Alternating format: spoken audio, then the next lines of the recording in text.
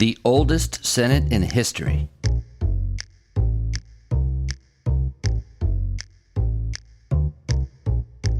Hi, I'm Philip Blumel.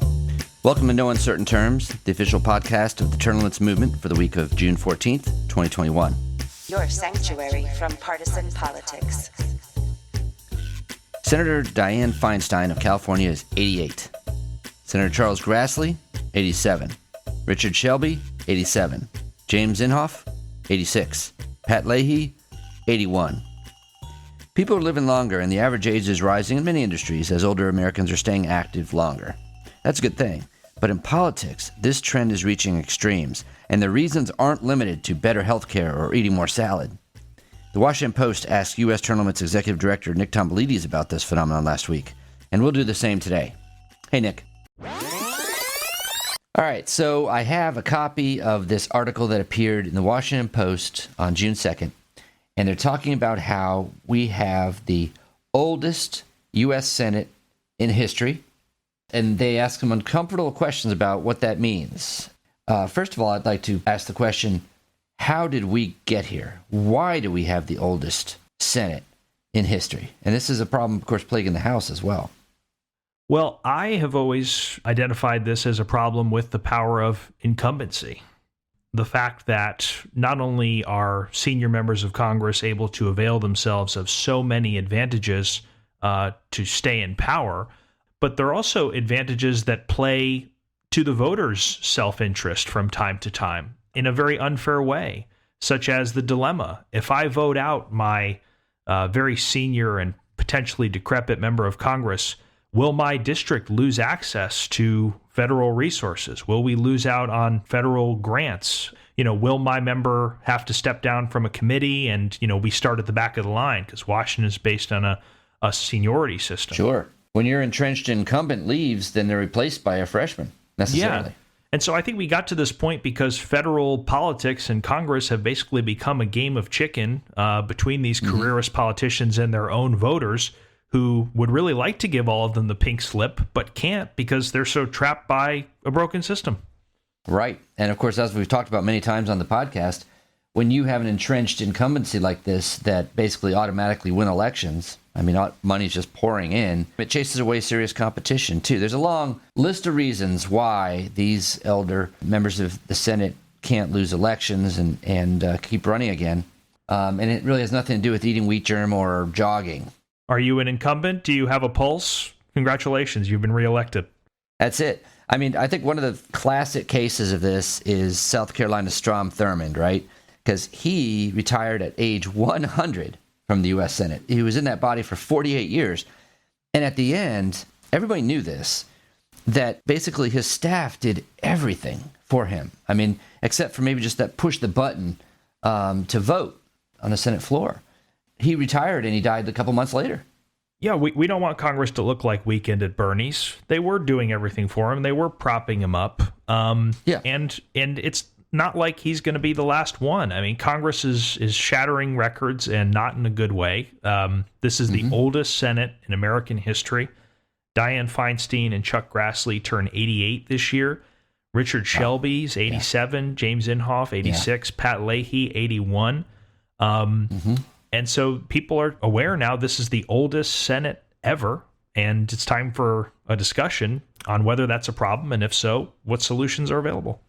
Yeah, I have some ideas about solutions. One thing I want to say also that magnifies this problem is that you just mentioned some of the oldest people in the Senate. You also mentioned a lot of leadership in the Senate, and that's really the issue because the average age in the Senate is not that high. It's like 64. That average is brought down by the fact there's some couple of young members in there. But the main issue is that because it's based on a seniority system, that these older members are the ones that are actually running the show. They run all the committees.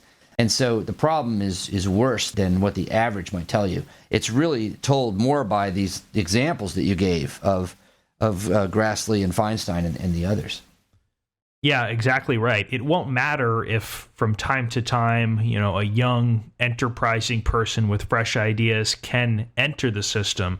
The question we have is, are good ideas blocked by this upper crust of senior career politicians whose power is concentrated on these key committees? And obviously the answer is yes, and that is a major part of why hardly anything constructive can get done in Washington. Right.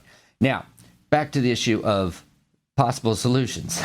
In Canada, they actually have not a term limit, but a age limit for members of the Senate in Canada. I think it's age 65. Hi, this is Scott Tillman, the National Field Director with U.S. Term Limits. This January, we found out that there's a man who is walking across the country for term limits.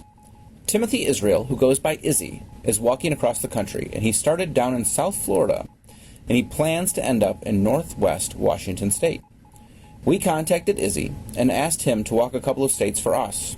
He graciously agreed to help us, and he is bouncing off his original path and doing a couple of side trips through states where the legislatures are considering term limits resolutions. Izzy has walked over 1,500 miles. Currently, he's walking up through North Carolina to bring attention to the term limits resolution that the state legislature is considering. The North Carolina House already passed the resolution, but the North Carolina Senate has not. If you have contacts in North Carolina, please reach out to us on our North Carolina Facebook page, and we will get you the information so that they can encourage their senator to take up the resolution and pass it. Izzy's walk has been featured in dozens of articles and segments in different media publications, including online, print, and broadcast media. Izzy can use our help, and if you're able, he can use your help too. Please go to his website and donate. Go to whereisizzy.com, and you'll be directed to Izzy's donation page. All donations will go to him personally and help him to continue his walk for term limits. You can also find his page by going to termlimits.com and selecting Izzy from the drop-down menu of our News tab. It will require citizens standing up and taking action all over our country to pass term limits. Please, if you're able, pitch in to help Izzy today. In this article, you, Nick Tomblees, were talking about the solution, term limits. Roxanne Roberts, the author, she is a super sharp reporter with the Washington Post. She was asking, she's trying to be objective, is age and cognitive decline a problem in Congress? And if it's a problem, what are the solutions? We came up as part of the solutions category. And of course, term limits would be a silver bullet to address the issue of age and cognitive decline in Congress. Sure. But I'm glad this reporter, Ms. Roberts, was willing to tackle this, because this is a topic of great importance, but not every reporter has the guts to get into it because they're worried they might offend somebody with the age question. But this was handled so well, and she did represent both sides. And the title of the article was, "The Senate is the oldest in American history. Should we do anything about it?"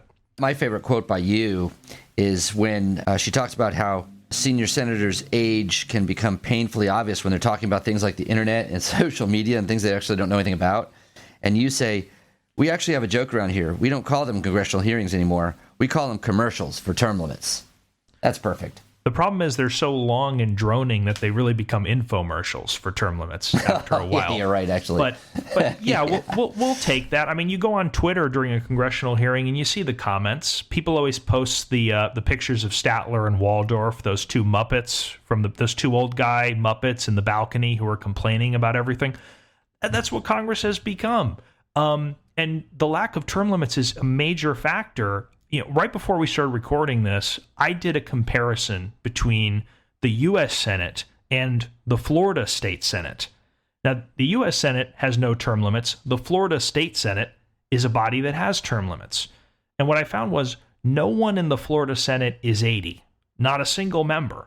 There are several members in their 70s, but they're all mainly serving in their final term right now. And you can contrast that with the U.S. Senate, where you have 5 members who are over 80, all of whom are in very critical positions of power, and you have 2 who are closely approaching 90. I mean, that's got to worry you. And the argument isn't that the elderly should have no role in government. It's that they shouldn't be overrepresented, and you shouldn't have a small circle of power brokers calling most of the shots in D.C. And it has to be recognized that life is what it is, and most people are not going to be 100% at age 90, and there's always going to be exceptions. But generally speaking, that is not the case. And it's certainly not the case in the U.S. Senate. And that's not why these people are being reelected and reelected. It's because of the system and because of the entrenched incumbency. We know they're not operating 100%. You know the issues, and we talked about on the podcast a couple months ago about Dianne Feinstein in California. She's being very forgetful, asking the same question twice, etc. And we know that Senate Majority Leader Charles Schumer, now this is of course an ally, right, had a serious talk with Feinstein. And as a result, she gave up her seat as the ranking Democrat on the Judiciary Committee in November. And Gavin Newsom, the governor of California, he blurted out recently that if Dianne Feinstein can't make it through her term, then he's ready to replace her with a new senator until another election can be held. I mean, they recognize that Dianne Feinstein, a friend, an ally, and someone who served him well over the years, is simply not doing so anymore. Yeah. And that was, Feinstein was a focus of this article. Interestingly, the reporter, Roxanne Roberts, was not aware prior to her interview with me that both Barack Obama and Harry Truman had both made statements in favor of term limits. But it's funny, we kind of tiptoe around this issue of age and cognitive decline. And when you read the quote from Harry Truman about term limits, he didn't tiptoe at all. He did not pull any punches. First, he said seniority and senility are both terrible legislative diseases, and that's why we need term limits. But he also said, this is an amazing quote, "The appropriations committees of the House and Senate are aged and decrepit men. And if they think at all, they think backwards."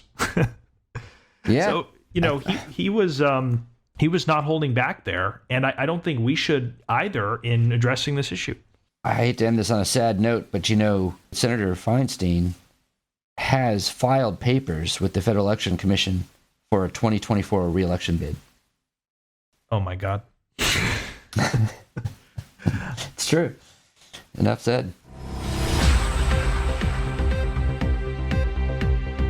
George Will is a political commentator and author who writes a regular column for the Washington Post and provides commentary for NBC News and MSNBC. In 1986, the Wall Street Journal called him perhaps the most powerful journalist in America. He won the Pulitzer Prize for commentary in 1977. Will is also the author of one of the most thoughtful books ever written about the issue of term limits. It's titled Restoration, Congress, Term Limits, and the Recovery of Deliberative Democracy, published in 1992. In this talk, recorded at Harvard's Kennedy School Institute of Politics shortly after the book was published, Will makes his case for term limits. Keep in mind, in November of that year, voters in 14 states imposed term limits on their congressional delegations at the ballot box. Heady times for the term limits movement.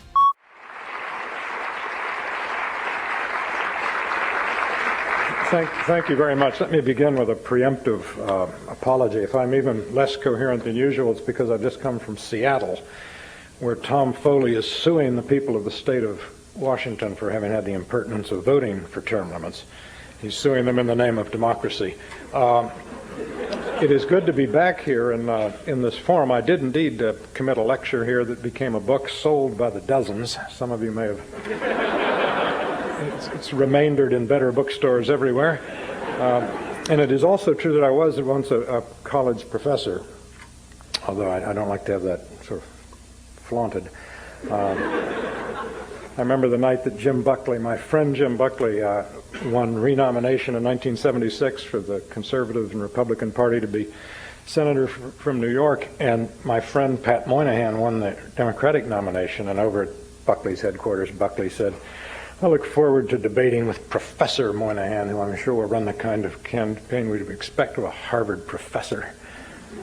And back over at Moynihan's headquarters, a journalist said, "Pat, Jim Buckley's referring to you as Professor Moynihan."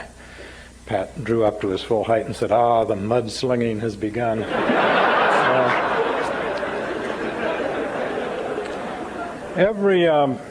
Every sermon needs a text, and my text will come from the national religion of baseball.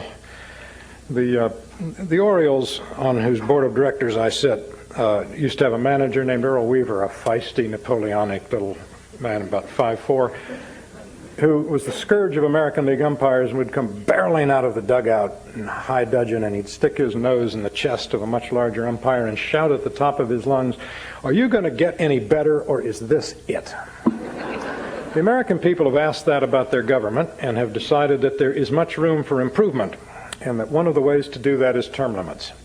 I am convinced that this, the most vital and broad-based mass movement in the country since the Civil Rights Movement, and in some ways a continuation of its spirit, is going to prevail. I believe that of all the voting done in 1992, the voting for president was the 15th most important voting. The 14 more important votes were in the 14 states where the political class, try as it might, was unable to prevent people from voting on term limits. In all 14 states, they passed. In 13 of 14 states, term limits got more votes than Bill Clinton got. In 14 states, term limits got more votes than Ross Perot got in 50 states. If American history tells us anything clearly, it is that when the American people, by a large majority, want something intensely and protractedly, they get it. And this looks to me like a cause that is going to succeed. As well it should, as an amendment to the Madisonian system, because it is, as I indicate in the title of these remarks, a Madisonian change, in that it aims to modify surgically the structure of incentives governing behavior in public life, to change the incentives people have for entering public life and therefore the incentives they have for behaving in one way or another in public life. Now, I say at the outset that I am a conservative who came to my support of term limits reluctantly, and indeed after having been rather ardently opposed to term limits. And there are 4 good reasons why conservatives particularly should be skeptical of term limits. The first is that conservatives believe that almost all improvements make matters worse. That's why we are conservatives. The second is the doctrine of unintended consequences, which you're all familiar with, it being that the unintended consequences are often diametrically opposed to and much larger than the intended consequences of any social action. The third is that it's a curious reform because you know going in that one of the absolutely certain results of it will be deplorable, and that is the ending of some very great careers. My book on term limits is devoted to 2 of my best friends and 2 of the best senators, Jack Danforth and Pat Moynihan, both of which would be gone from Washington already were term limits to prevail. If you enter my office in Washington, you'll see 2 photographs and 1 bust of Scoop Jackson, one of the few heroes I've had in Washington. It is the case that not all long careers are great, but most great careers are long, and this will limit long careers. And a 4th reason to be skeptical about term limits is that the Founding Fathers didn't vote them. And had I been among the Founding Fathers, I would not have, because term limits are indeed an excision from the sphere of free choice, and the good reason for doing that did not exist then. It does now. The difference is the emergence and nature of the modern state. When the Founding Fathers were writing and when walking along the river, a city where pigs grazed in Pennsylvania Avenue as recently as late as the coming of Abraham Lincoln as president, the idea that anyone would want to make a long career in an unair-conditioned city was preposterous facially, and indeed few people did. Back in the Jeffersonian era, politics for those who wanted to make a career of it was very much a matter of musical chairs, and the idea, say, of going from the Congress to the Virginia state legislature by no means appeared to Virginians, for example, as a step down. What began to change was, of course, what changed everything in American life, which was the Civil War, which gave, consolidated for political reasons power in Washington, and gave an enormous impetus to the growth of industrial capitalism and the growth of the interventionist state. After the Civil War, of course, the great source of revenue for the federal government was the tariff. And the tariff was, in the language of today's politics, a twofer. To impose a tariff was to do a favor to one group, and then to spend the money raised by the tariff was to do a favor for another group. It was the beginning of a great mechanism by which the machinery of the federal government could be turned to the advantage of incumbency. The work of the interventionist state went up, the sessions got longer. Now, I believe that what has happened in this century is an imbalance in the natural constitution. We have seen the presidency grow, swell really, to attain a role in American life at the expense of Congress that I would like to redress, and I think term limits will redress. One of the peculiarities of my particular approach to term limits is that I wanted not to punish Congress, but I wanted to restore Congress to its rightful place as the first branch of government. The modern presidency is not an institution that can safely be relied upon. The president, as a permanent presence in the American public mind, is a modern invention. Some say it began with a specific piece of legislation, something presidents never did before, when he did so for the Hepburn Act, regulating railroads, which he thought was a regime-level question. But it was Woodrow Wilson, who Professor Mansfield rightly identifies as the first president to be critical of the Founding Fathers, who really gave a theory to the Teddy Roosevelt's practice in inflating the presidency. He gave the theory to the progressives and to the New Dealers, the theory that what the Founding Fathers intended was a mistake in many ways.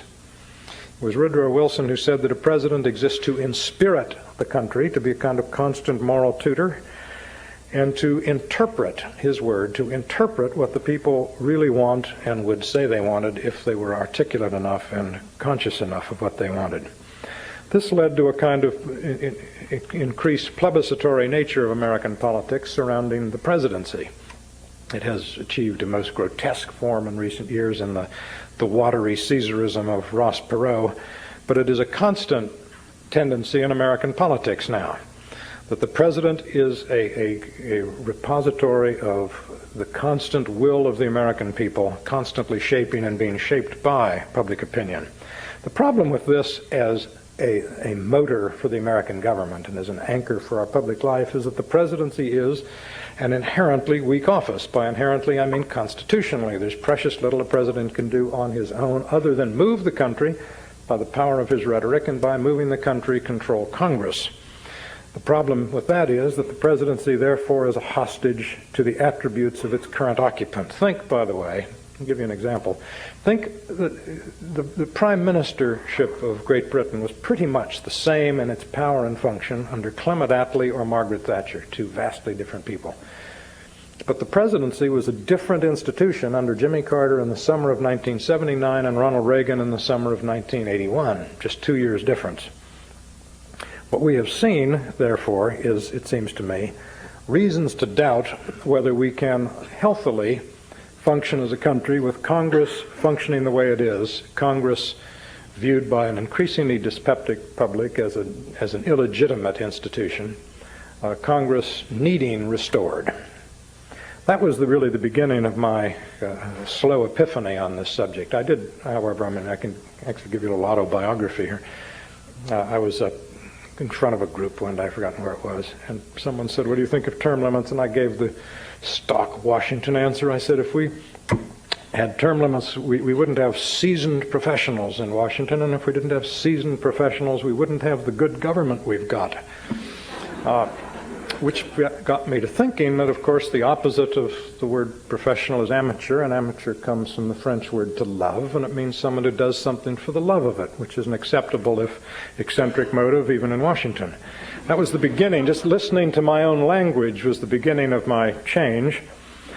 I was also watched and was quite struck by the campaign in California for Proposition 140, their term limits measure for their state legislature and for their congressmen. I was struck in the state legislative campaign for term limits that something I and others had predicted turned to be exactly wrong. It was said that the lawyers and lobbyists comprising the parasite class that surrounds any modern state, seeking to use, doing what the economists call transfer seeking to bend public power for private advantages, that they would relish term limits, we were told, because they would run roughshod over the rookies, the poor innocents who would come in. But when push came to shove, as it has a way of doing in California, the lawyers and lobbyists came out of the woodwork en masse, unanimously and in force, happily, futilely, in support of the opponents of term limits, because they are quite comfortable with the long-established relationships they now have with the well-regulated, rented, and housebroken political class with which they cooperate comfortably in exchange for crucial political support. Then I noticed, it's like noticing the Grand Canyon, the connection between the inability of the federal government to perform the first function of government, which is to write a reasonable budget, in short, the deficit, and careerism. The deficit is for Republicans and Democrats alike. There would be not a dime's worth of, well, maybe a dime, but not 20 cents worth of difference between them on this. The deficit is the principal instrument of incumbent advantage because it is the deficit that enables a political class in Washington to give the American people $1's worth of government and charge them 76 cents for it. It is the principal instrument by which politics is made easy by certain choices being evaded. And then there was something I'd already referred to, which is the nature of the modern presidency. I'm convinced that the presidency has achieved its peculiar role because of an accident. That two things arrived almost simultaneously in the late 40s, the Cold War and television. The Cold War made the president the center of a nonstop, 24-hour-a-day, year-round melodrama in a hair-trigger world, high-tension world, with Soviet missiles 8 minutes away on submarines off North Carolina, with the military aide carrying the satchel with the launch codes behind the president wherever he went. The president became the focus of an abnormal and inherently unhealthy obsession on the part of the American people, deepened by television, which being slave to a superficial news-gathering instrument, a camera, must personalize politics, and the president suited that need terrifically. In one of the nice carom shots of American history, or of world history really, the crumbling of the Berlin Wall has begun to bring the presidency back down to human scale and to make the revival of Congress much more possible than it recently has been. But in order for Congress to play the role it does, something must be done to stop what I consider supply-side politics in Washington. By that I refer to the process by which groups do not demand programs, thereby producing programs, but programs are developed to invent groups that will thereafter rally around them and become reliable constituencies for those who write the programs.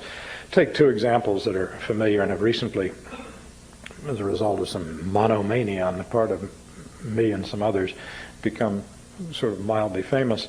The honey subsidy and the wool subsidy. Most Americans, of course, have a clue that we have a wool subsidy and would wonder why we do. The reason we do is World War II was fought largely in wool uniforms.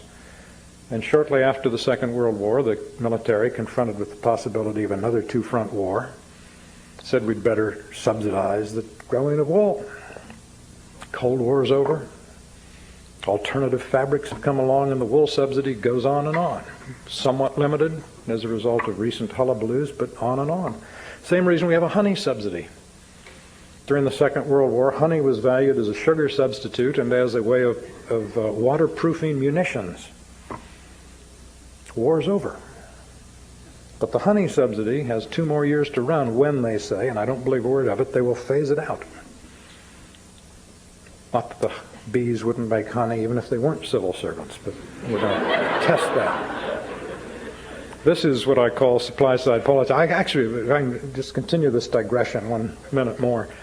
Sort of the final last straw in my conversion on term limits came about 6:30 one morning in Denver. I don't know where I was there. I got up and I opened the Rocky Mountain News, saw a headline about basketball.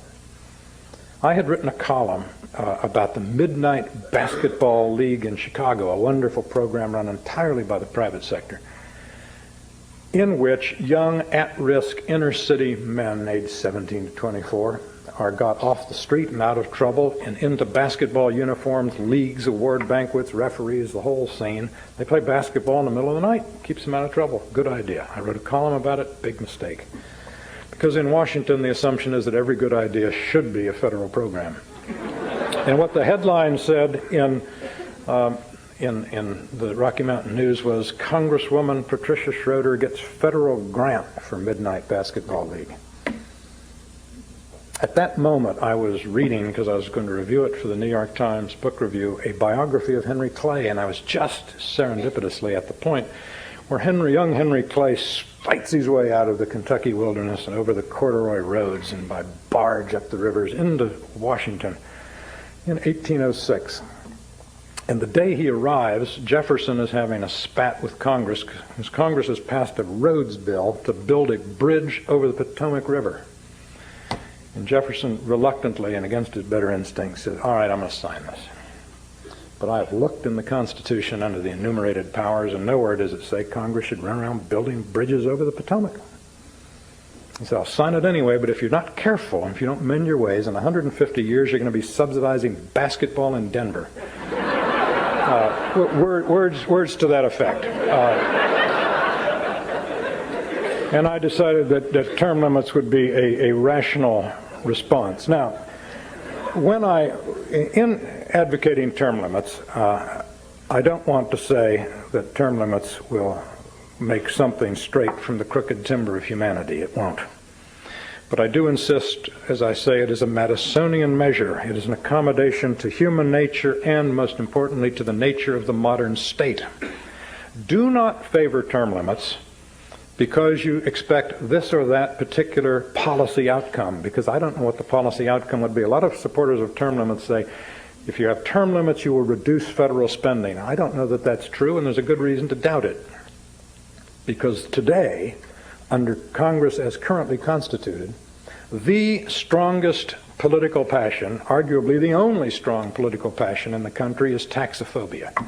And that taxophobia is rooted in a pandemic distrust of the motives and discretion of the Congress. Term limits will, I think, rehabilitate Congress and will therefore be a precondition, a necessary precondition for ending the severe reluctance to pay taxes. Do not support term limits in the anticipation of any particular predictable partisan outcome between Republicans and Democrats. The recent history of competition for open seats suggests that the Democrats will do slightly better than Republicans for open seats, for a lot of reasons, but basically because Democrats like being in government and Republicans would rather work for IBM, which is why they're Republicans. The one reasonably clear effect term limits would have would be to increase the number of women and minorities in politics for, I think, obvious reasons. As I've said, do not be for term limits because you want to punish Congress or shove it more to the periphery of American life. It will have, I think, the opposite effect by bringing into politics and into Congress people who come often from established careers to which they can return, and who therefore do not face the prospect of risk and elective defeat as personal and emotional and vocational annihilation, whose identity is not tied up, as most poignantly and pathetically you see, for example, in Bob Packwood, with clinging to public office. You would, I think, have a less risk-averse and therefore more assertive, more decisive, bolder Congress, not least a Congress bold in standing up to the entrenched and permanent government in the bureaucracy. But most of all, and here I am diametrically opposed to most of my friends in the term limits movement, do not be for term limits in order to make Congress, as they say, more responsive. The problem today in American life is that Congress is far too responsive. It is an institution incapable of saying no. It is a finely tuned seismograph, quivering to every tremor of organized appetite in the country. And the point of term limits, as I envision it, is to establish what Professor Mansfield calls constitutional distance between the elected and the electors, to make room, to give motives, and to give emotional and psychic space for the elected to deliberate. Now, in this sense, term limits is just a modern version of a very old American concern with understanding the sociology of virtue. It's as old as Jefferson worrying about cities. It's as old as Hamilton worrying about a landed squirearchy in the South. This is an attempt to give Republican representative institutions a certain character, a certain caste, certain attributes. This is why, by the way, I think the litigation that began in Seattle the other day is going to establish that, in fact, states do have the constitutional power by state action to limit the terms of congressmen and senators, because the courts have traditionally, for 200 years, been very deferential to many state efforts to restrict access to the ballot and to restrict and regulate candidacies in the interests of such sometimes competing values as political openness and political stability. Tom Foley says anything other than the three qualifications listed in the Constitution is unconstitutional. That is, have to be a certain age, have to be an American citizen, have to live in the state. The state, by the way. That's all it says. All kinds of states have laws as well as customs that say you have to live in the congressional district. And the Constitution doesn't have a word in it about congressional districts. When Tom Foley runs for office, every 2 years he goes in and signs an oath that he is a registered voter. The state of Washington has a law saying you must be a registered voter to be a congressman. That's nowhere in the Constitution. All kinds of states have laws that say if you're going to run for Congress, you can't hold certain other offices. It's not in the Constitution. There are all kinds of restrictions on voter choices and politicians' options that already exist. Term limits would be simply another one of those. Congress reforming Congress is so particularly interesting to those with a bent toward political philosophy, because Congress, being the locus of popular sovereignty in the United States, is the locus of the modern political problem. The old political problem was thought to be the tension between the ruler and the ruled. And for a while, people thought popular sovereignty solved all those problems. But the sovereign people themselves can, it turns out, be a problem, particularly when, as de Tocqueville warned, you have a compassionate and solicitous government that degrades men without tormenting them, in de Tocqueville's language. It degrades them by kindness, by courting them, by supply-side politics in part. The attempt is to produce in Washington a political class and an institution capable of deliberation as opposed to the mere registering of interests. I'm fascinated. Again, it seems to me if you just listen to common language of our lives, we learn so much. The word clout is one of the most common and defensive words used in American political discourse because it assumes, it postulates, it teaches that politics is a collision of forces. No persuasion, one clout is bigger than another clout, is how you settle arguments. And indeed, that is how it works too much. But in fact, by changing the way we select the people who staff our institutions, we can acknowledge the fact that political virtues are not natural, they are nurtured, they are the product of artifice. And term limits is a Madisonian artifice. By working on the institution, you will affect the workings of the institution. To make it possible, in Madison's language in Federalist 10, for the institutions better to refine and enlarge public opinion. That's what the founders thought representatives were to do. To add reason to mere willfulness. That is what you are more apt to get, I believe. So there is built into America a literally congenital, from birth, distrust. Term limits will raise the trustworthiness of government. I side, however, with Alexander Hamilton in Federalist 68 when he said the true test of good government is its aptitude and tendency. Listen to the temperate language they use. The aptitude and tendency, not the certainty, the aptitude and tendency to behave reasonably. But some people say, aren't term limits anti-democratic? Well, they are if the First Amendment is anti-democratic, if the first 8 amendments, which are shall not amendments. Is it anti-democratic to refuse to the people the right through their elected representatives to establish religion or abridge freedom of speech? I don't think so. It is part of the way we structure free government and popular sovereignty. It is passing strange, I may say, in passing, for opponents of term limits to say that they're opposed to term limits because they so passionately believe in the unfettered right of people to vote, when these very people will not allow term limits to come to a vote in Congress. Will not allow it to come to the floor of the House of Representatives. Every year, term limit to the House Judiciary Committee, which is chaired by Jack Brooks, who has been in Congress since God was a child and is himself an eloquent argument for term limits, and there it dies. In the Senate, where it is less easy to bottle things up, term limits first came to a vote in 1948. It got 1 vote, that of the man who introduced it. About 3 years ago, term limits got 30 votes. Last time around, it got 39 votes. As I say, I think the tide is running strongly. There are others who say, well, you don't need term limits. The key is campaign finance reform. There are two problems with that.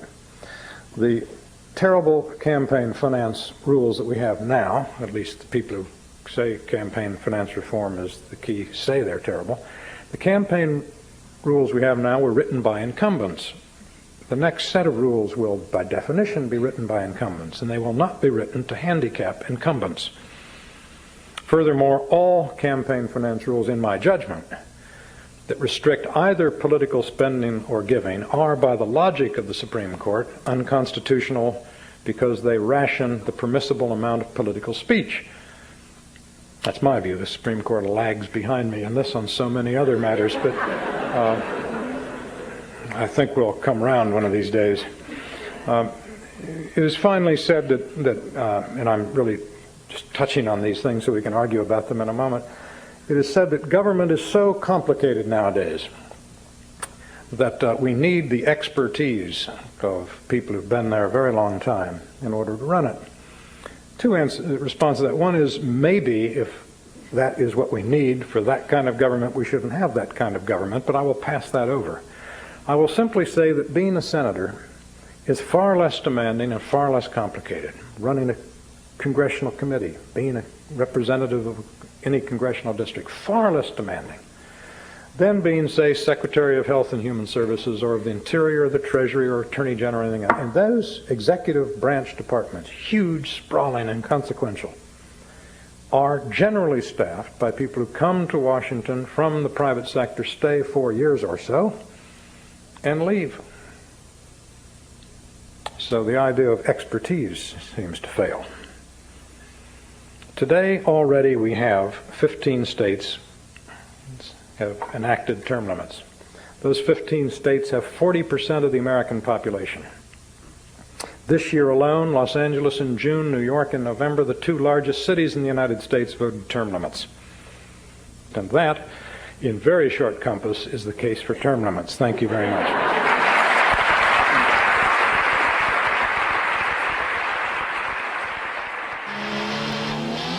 Any other news from around the country we should know about this week, Nick? Yes, we do have a bit of bad news out of Louisiana state legislature, where, if you recall, the term limits convention had passed the state house by an overwhelming margin, but the Senate did not feel as strongly about listening to the American people, listening to their constituents. And so they unveiled a very unusual parliamentary maneuver, parliamentary trick to kill the resolution, called a motion to lay it on the table. And unfortunately, that passed with 21 votes. And in the Louisiana Senate, the resolution is dead for 2021.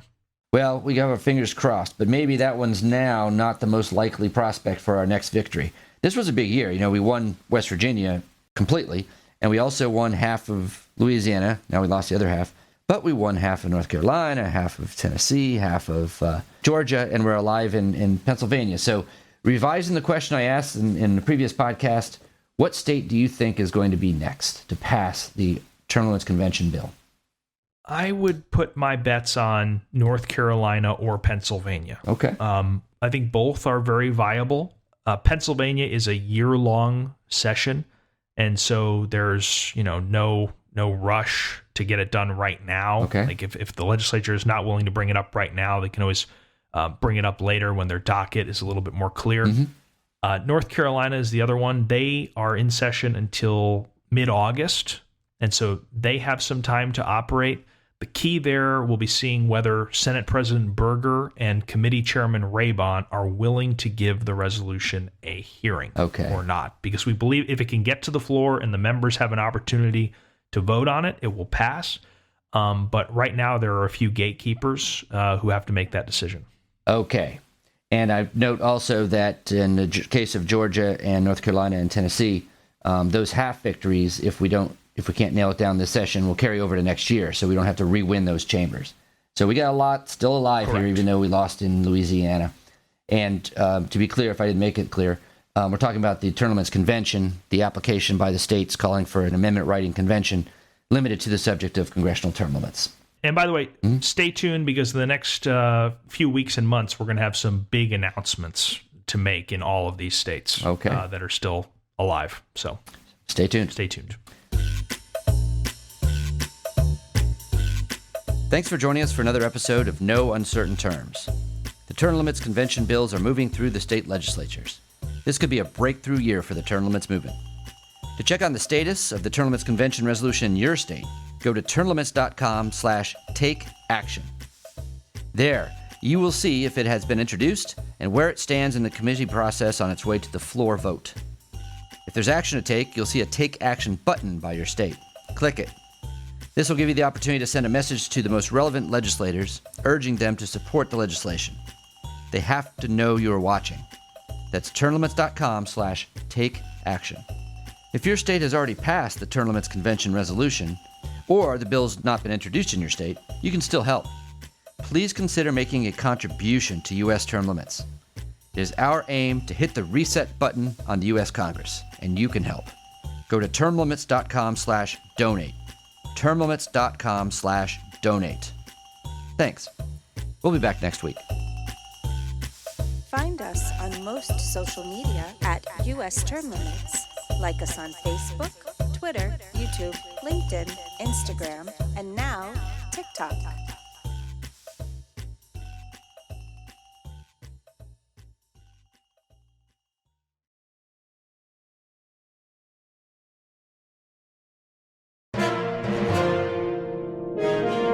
USTL.